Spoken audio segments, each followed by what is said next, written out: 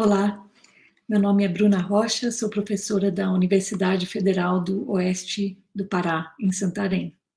Nessa aula, nós vamos discutir a forma que a Amazônia foi abordada e retratada por arqueólogos entre os anos 1950 e 2000, e as consequências que isso teve para a forma que a região foi e ainda é vista popularmente.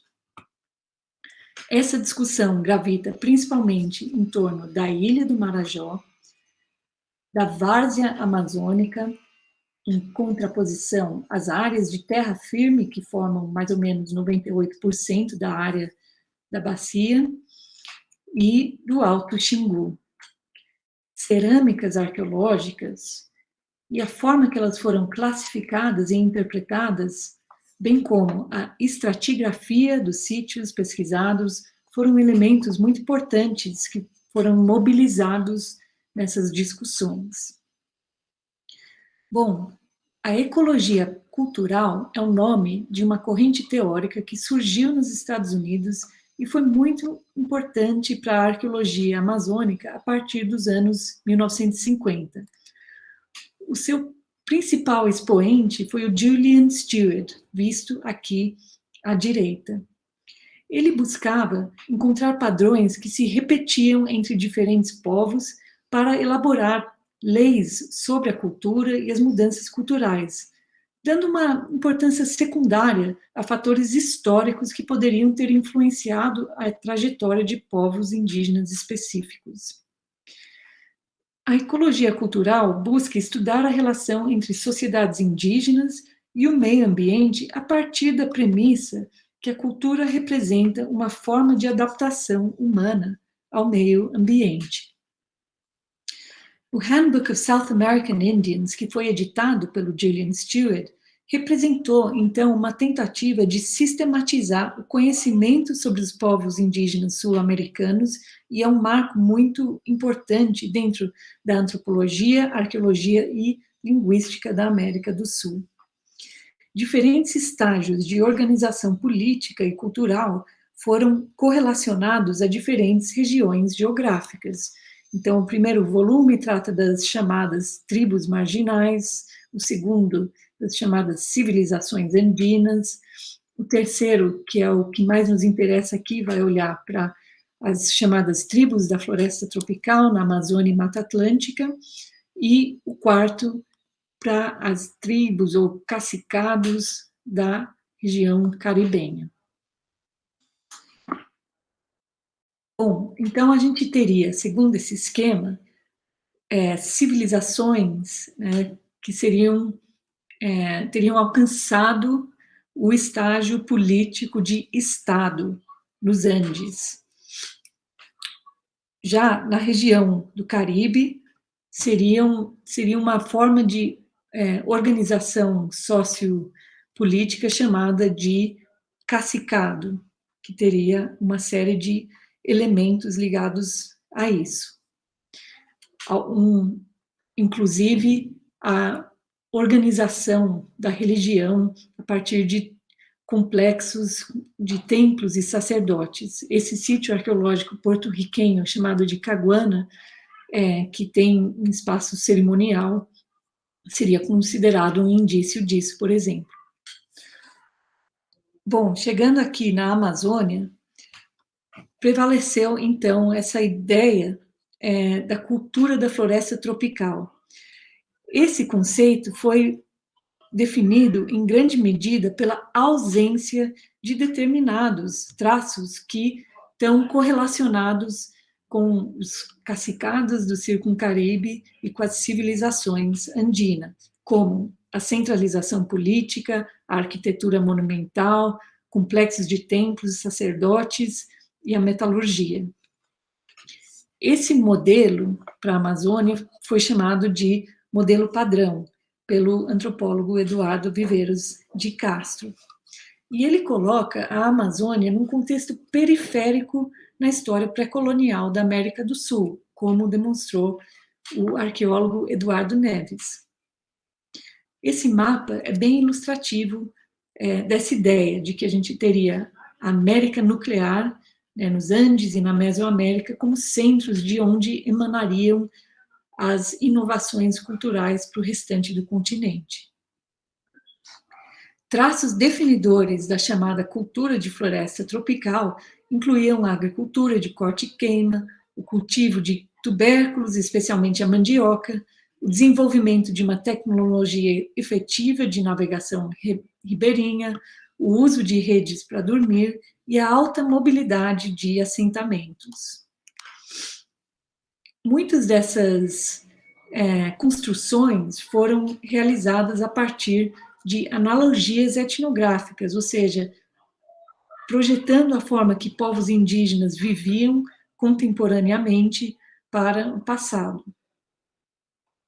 Bom, haviam ainda, segundo o esquema do Handbook, as tribos marginais, tidas como sociedades bem igualitárias que viveriam sustentados pela caça e coleta, com uma suposta territorialidade pouco desenvolvida. Bom, dentro da arqueologia amazônica, os arqueólogos Betty Meggers e seu companheiro Clifford Evans foram os principais expoentes da ecologia cultural. Eles argumentavam que a Amazônia não teria sustentado culturas tidas como mais complexas, segundo aqueles critérios que nós acabamos de ver. Contudo, ainda nos anos 50, na ilha de Marajó, eles escavam evidências que vão contradizer essa proposta. Cerâmicas como a urna funerária nessa foto, que teriam uma tecnologia, forma e decoração que seriam indícios de um alto grau de especialização, algo que seria correlacionado à existência de sociedades complexas que teriam artesãos especializados. Então, essas evidências não se encaixavam no modelo padrão. Como que Meggers e Evans, então, vão explicar a presença de uma cultura material que apontava para a existência de complexidade cultural? Eles vão dizer que esses materiais são de um povo que chegou nesse lugar e acabou se degenerando. Por quê? Como?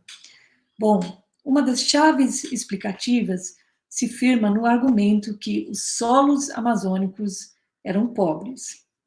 Tendo um baixo potencial agrícola, haveria um limite sobre a quantidade de alimento que poderia ser produzido, inibindo o sustento de populações indígenas maiores e, portanto, o desenvolvimento da complexidade cultural.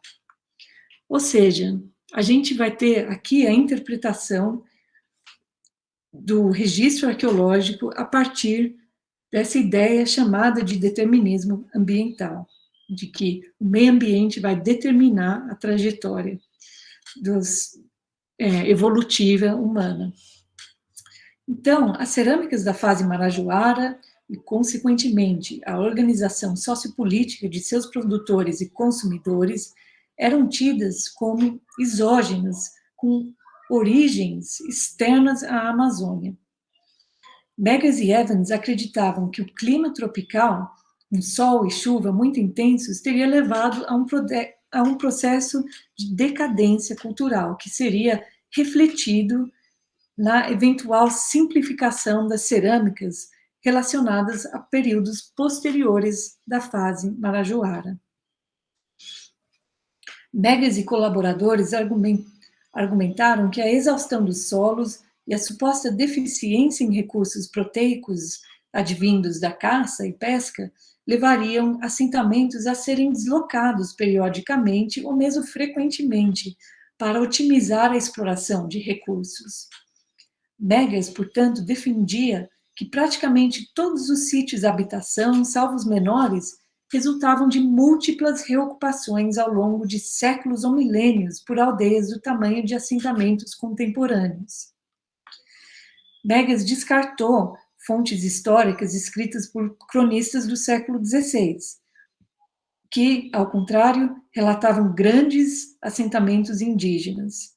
algo que seria um forte indicador de complexidade cultural, pois ela disse que essas fontes eram pouco confiáveis. Bom, essa caracterização do passado dos povos indígenas amazônicos começa a ser questionada já na década de 60. Em contraste com o cenário apresentado por Meggers e colegas, Donald Lathrop, visto aqui à direita, e seus alunos, como José Proenza Brochado, argumentam que a rica fauna aquática encontrada nos rios de água branca e o cultivo da mandioca ao longo das várzeas férteis da Amazônia Central não apenas suportaram o crescimento populacional, assentamentos e sedentarismo de longo prazo, mas ainda levou a pressões populacionais periódicas sobre os recursos da várzea, que foram um catalisador para a imigração subsequente de falantes de línguas proto-arawak e proto-tupi para regiões distantes da América do Sul. Ou seja, a Amazônia Central seria um centro cultural que exportaria inovações para outras regiões da América do Sul, inclusive aos Andes. Mas, como Meggers, Lathrop também considerava que áreas de terra firme encontradas nos arredores dos rios de águas cristalinas e pretas, por serem mais pobres em nutrientes, não seriam ambientes propícios ao desenvolvimento social. Fortes críticas ao trabalho de Meggers seriam, então, apresentadas por outros arqueólogos, como a Anna Roosevelt. A Roosevelt apresentou críticas com bases arqueológicas e também políticas às propostas de Meggers e colaboradores. Ela escreveu que a ecologia cultural integrava um contexto neocolonialista. Ela também notou que, na atualidade, os povos indígenas se encontravam confinados a áreas de solos empobrecidos, algo que poderia ser mais bem explicado por processos de conquista e colonização desencadeados pela invasão europeia. Ademais, Roosevelt ataca as bases científicas do determinismo ambiental, apontando que há uma grande diversidade de solos na bacia amazônica. Como Lathrop, Roosevelt aponta para as várzeas amazônicas como áreas ricas em nutrientes. Ela recupera as fontes históricas dos cronistas do século XVI que mencionam a presença de assentamentos grandes e densamente ocupados e diz que essa é mais uma evidência para a existência de complexidade cultural e política na Amazônia, no período pré-colonial. Roosevelt ainda argumentou que o cultivo do milho teria fornecido uma fonte de proteína importante para sustentar essas populações. Ela trabalhou em Marajó e, a partir das suas análises cerâmicas, ela argumenta que um cacicado teria, sim, emergido em Marajó, e não fora da Amazônia, a partir de 400 depois de Cristo, e teria durado até 1300 depois de Cristo, suportando entre 100 e 200 mil pessoas. Contemporâneo a Roosevelt, o Robert Carneiro desenvolveu pesquisas no Alto Xingu, e ele discutiu muito sobre questões ligadas à complexidade cultural e política dos povos indígenas antigos. A partir de suas observações etnográficas, Carneiro derruba essa dicotomia até então vigente entre áreas de várzea e terra firme como algo determinante para o desenvolvimento de complexidade cultural, mostrando que o povo cuicuro no Alto Xingu pode facilmente produzir excedentes alimentares expressivos. Carneiro também se voltou para fontes etnohistóricas para defender a presença de cacicados na Amazônia no momento da invasão europeia. E ele argumentou que o motor para gerar estratificação social na região seria a guerra e não o meio ambiente. A arqueóloga brasileira Denise Chan também adentrou esse debate, escavando sítios arqueológicos na ilha de Marajó, a partir de uma abordagem da arqueologia da paisagem, ou seja, que além dos artefatos considera a transformação antrópica da paisagem e a relação entre diferentes sítios arqueológicos e tesos, Denise Chan conclui que a fase marajoara, interpretada por Meggers e Evans como resultado de uma migração que não teria prosperado uma vez em Marajó, foi, ao contrário, um desenvolvimento local, relacionado à emergência de vários cacicados na ilha, e não como algo que veio de fora.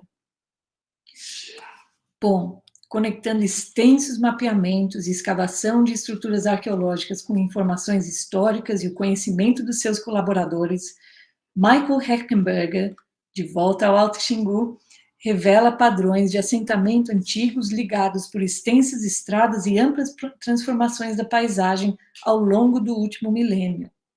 Sua pesquisa demonstra a presença de assentamentos urbanos densamente ocupados entre os séculos XII e XVI.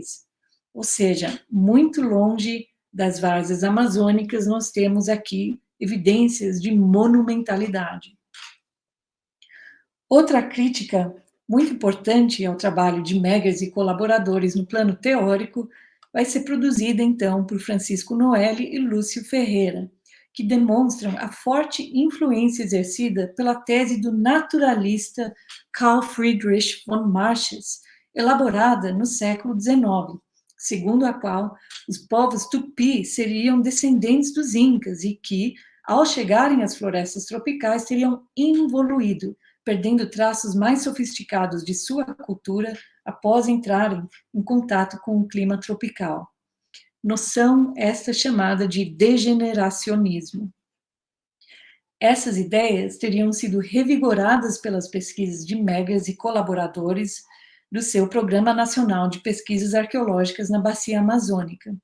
E elas teriam um efeito político, contribuindo para justificar o colonialismo interno no Brasil. Bem, a gente pode, então, ver que há uma série de implicações relacionadas a esse debate. Vários outros contrapontos foram colocados às colocações, contra as colocações de Meggers e seus colaboradores, baseados na classificação e interpretação de vestígios cerâmicos, a formação de terras pretas que vão se contrapor a essa ideia de múltiplas reocupações, e um novo paradigma vai sendo construído, chamado a ecologia histórica. Mas esses temas vão ser abordados mais a fundo em outras aulas do nosso curso. Essa discussão, de qualquer forma, nos importa ainda hoje, porque ela segue influenciando a forma de olharmos para a Amazônia. Se a gente entender a região simplesmente como uma grande floresta praticamente intocada pelos povos indígenas, que teriam vivido de forma simples, isso reforça a ideia de que a Amazônia é uma fonte de recursos naturais que não tem dono e que podem ser retirados. Ou pode-se colocar que é um lugar que, para ser preservado, não pode conter gente. Noções como essas foram e continuam sendo muito convincentes e convenientes em termos políticos. Discursos que retratam a Amazônia como um vazio demográfico seguem hoje sendo reciclados. E quando a presença humana é reconhecida, muitas vezes acaba sendo apresentada como um obstáculo ao progresso, como demonstram Alarcón, Guerreiro e Furui. Portanto, discussões científicas e a arqueologia têm um papel crucial para entendermos a Amazônia e seus povos, embasando o reconhecimento de suas contribuições e de seus direitos. Muito obrigada pela atenção. Agora segue as referências que foram consultadas para construir essa aula.